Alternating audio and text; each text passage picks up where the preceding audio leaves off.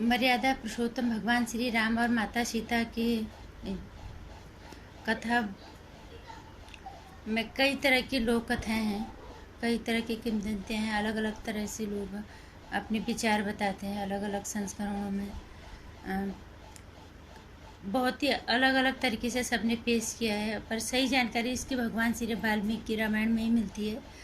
और मैं आज इस वीडियो में के माध्यम से सीता जी की समाधि वाली कुछ बात शेयर करना चाहूँगी। नमस्कार, स्वागत है आपका मेरे यूट्यूब चैनल नंदिनी जो में। मैं हूँ नंदिनी। किंवदंतियों के अनुसार कहें या फिर लोक कथाओं के हिसाब के अनुसार माता सीता ने जो समाधि दी थी और अयोध्या के राजमहल में सबके सामने दी थी। हालांकि धारावाहिकों में उसे कई तरह के तोड़ मरोड़ के दिखाना ज़रूरी भी होता है, थोड़ा उसका नाटकीय अंदाज में दिखाया गया है कि वो अपने दो पुत्रों को लेके राजमहल में आती हैं वाल्मीकि जी के साथ, और वहाँ पे वो धरती माँ को पुकारती है, वहाँ पे वो समाधि ले लेती है। लेकिन ये सत्य नहीं है और सही जानकारी इसके वाल्मीकि रामायण में ही मिलती है। और वाल्मीकि रामायण के अनुसार उन्होंने समाधि राजमहल में नहीं ली थी। उन्होंने जंगल में जब युद्ध हो रहा था दो पुत्रों अश्वमेध का यज्ञ जब पकड़ लिया था लव कुश ने, तो युद्ध होते होते बाद में जब भगवान श्री राम के साथ उनका युद्ध होता है, तब माता सीता बच्चों को फटकार लगाती है कि आप पिता के ऊपर धनुष उठा रहे हो, और वो उनका परिचय करवाते हैं कि पिता और पुत्र का। लेकिन अयोध्या ले जाने के लिए भगवान श्री राम जो है वो आश्वस्त नहीं थे। उनके मनोदशा को बहुत अच्छे से सीता माता समझ रही थी कि अयोध्या वासी फिर वही सवाल उठाएंगे, और भगवान राम अयोध्या की प्रजा के मन से एक शंका मिटाने के बाद ही उन्हें अयोध्या ले जाना चाहते थे। लेकिन माता सीता उनके मन की मनस्थिति समझ गई थी, उन्होंने अयोध्या जाने से साफ इनकार कर दिया। और इतने में ही वो धरती माता को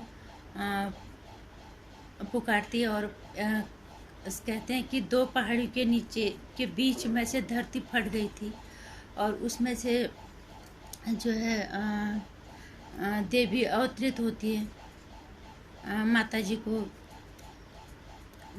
ले जाने के लिए। और ऐसा भी कहा जाता है कि माता जी ने जिस जगह से जन्म लिया उसी जगह पे उन्होंने समाधि ले। हालांकि इस बात का कोई पुख्ता प्रमाण नहीं है। इन चीज़ों की सही और सटीक जानकारी सिर्फ वाल्मीकि रामायण में ही मिल सकेगी। लेकिन कहावतों के अनुसार ये कहा जाता है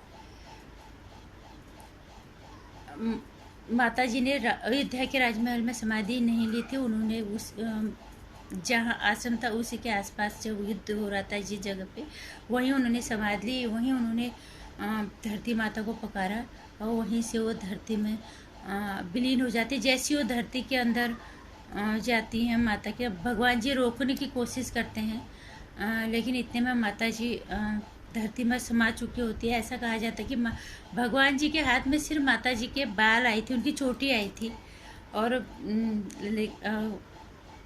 तो ऐसी मान्यता है कि उस चोटी की जगह एक घास का पौधा बड़ा सा वो उग गया था, वो ही हाथ में आया। बाकी माता जी तो पातालोक के द्वारा अपने धाम को चली गई थी। लेकिन भगवान जी के हाथ पे वो घास, वो जो चोटी आई थी, उस चोटी ने बाद में एक घास के पौधे के रूप में जो है स्वरूप ले लिया।